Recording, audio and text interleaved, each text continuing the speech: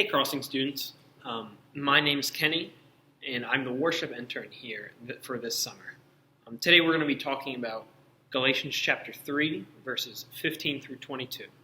Before we get into the lesson, I just wanted to give a quick example that we can keep in mind during this.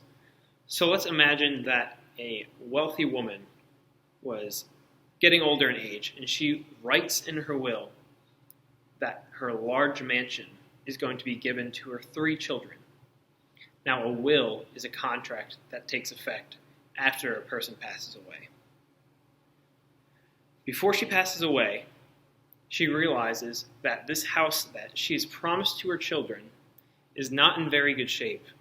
And even though her children are very excited to get it, they haven't been taking care of it. So, she makes a list of 10 rules for them.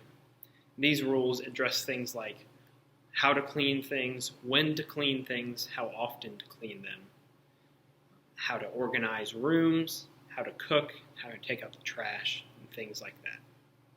Later on, the woman finally passes away, and ownership of the mansion is finally transferred to her children. Now, just keep that example in mind. So, let's get into Galatians. In the lessons that we have from Justice and Chandler this past couple weeks, they talked about how some of the church in Galatia were having a hard time figuring out or really knowing where salvation comes from. Some of them had the right idea, and they knew that salvation came only through Jesus when they repented.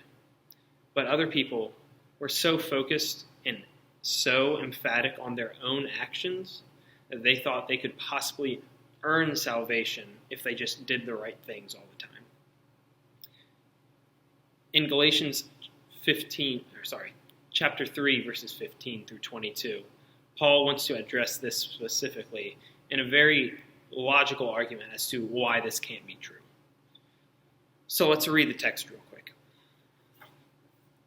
Brothers and sisters, let me take an example from everyday life. Just as no one can set aside or add to a human covenant that has been duly established, so it is in this case. The promises were spoken to Abraham and to his seed. Scripture does not say, and to seeds, meaning many people, but and to your seed, meaning one person, who is Christ. What I mean is this. The law, introduced 430 years later, does not set aside the covenant previously established by God, and thus do away with the promise. For if the inheritance depends on the law, then it no longer depends on the promise, but God in his grace gave it to Abraham through a promise. Why then was the law given at all? It was added because of transgressions, until the seed to whom the promise referred had come. The law was given through angels and entrusted to a mediator. A mediator, however, implies more than one party, but God is one. Is the law, therefore, opposed to the promises of God? Absolutely not. For if a law that could have been given, that could impart life, then righteousness would certainly have come by the law. But Scripture has locked everything under the control of sin, so that what was promised, being given through faith in Jesus Christ, might be given to those who believe. Now, this is a very wordy and confusing passage. So, if you don't fully get it just through that first time, that's completely fine. I didn't get it the first time I went through it.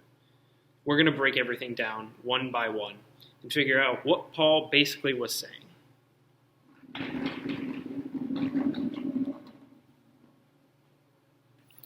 So, let's take it verse by verse. In verse 15, Paul says, let me take an example from everyday life. Just as no one can set aside or add to a human covenant that has been established, so it is in this case. Essentially, he's saying, even in our lives, a contract can't be modified.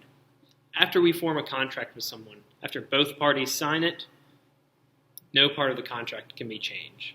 That's set in stone. The next point, in verse 16, Paul is saying that this also applies to God's promises. So God made a promise to Abraham, and essentially he said, your descendants will be a blessing to the nations. Descendants, Paul says seed here, and what he means is Jesus. Jesus will bless the nations. How does he bless the nations? He is able to provide us salvation through faith in him. Now, verses 17 and 18, Paul kind of gives us a timeline. He says, "What I mean is this. The law, introduced 430 years later, does not set aside the covenant previously established by God, and thus do away with the promise." So Paul is saying this.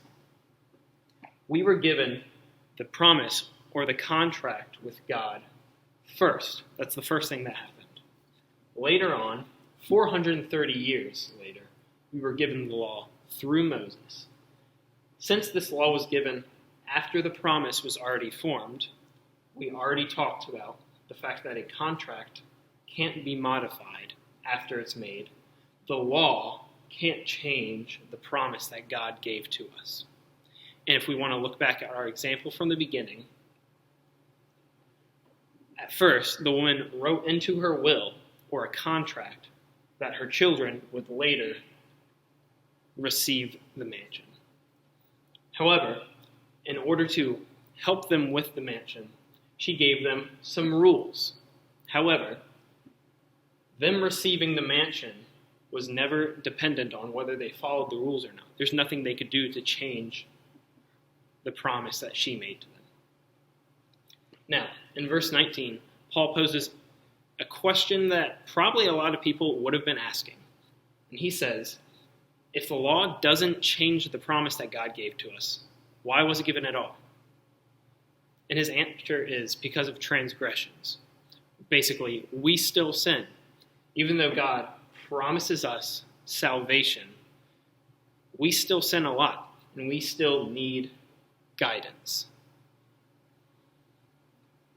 So, what Paul is saying is that the law was given not to change God's promise, but to provide us guidance and enrich our lives. When we follow the law, we're still affecting the people around us and ourselves. When we sin, we're being very destructive to ourselves and those around us. But when we take his guidance through the law, we're able to enrich our lives as well as other people's. And if we think about this way, from our example,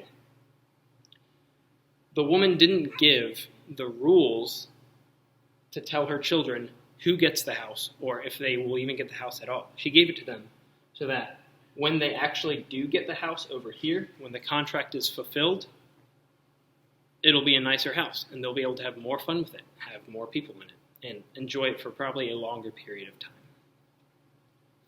Now, in verses 21 and 22, Paul asks one last question that many people were probably asking. They said, "Is the law, therefore, opposed to the promises of God?" And he says, absolutely not.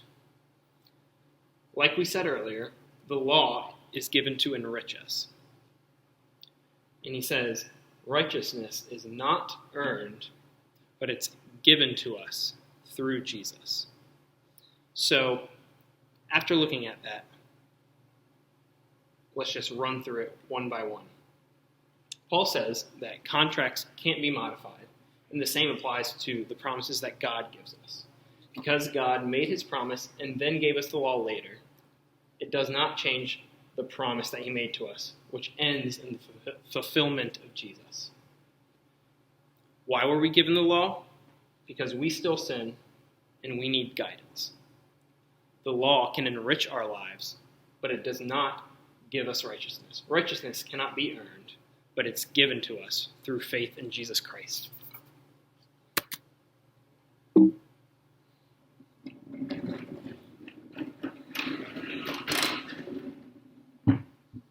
Now, I have three main points that I'd like you guys to remember from this lesson.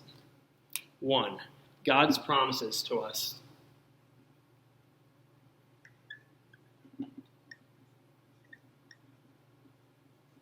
still stand. They are not dependent on our behavior or change over time.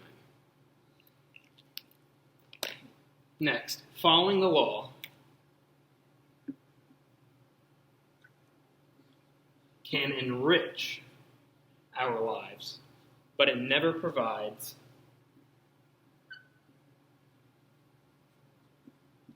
salvation. And the third one, salvation is only given by faith in Jesus. It can never be earned by our own actions or efforts.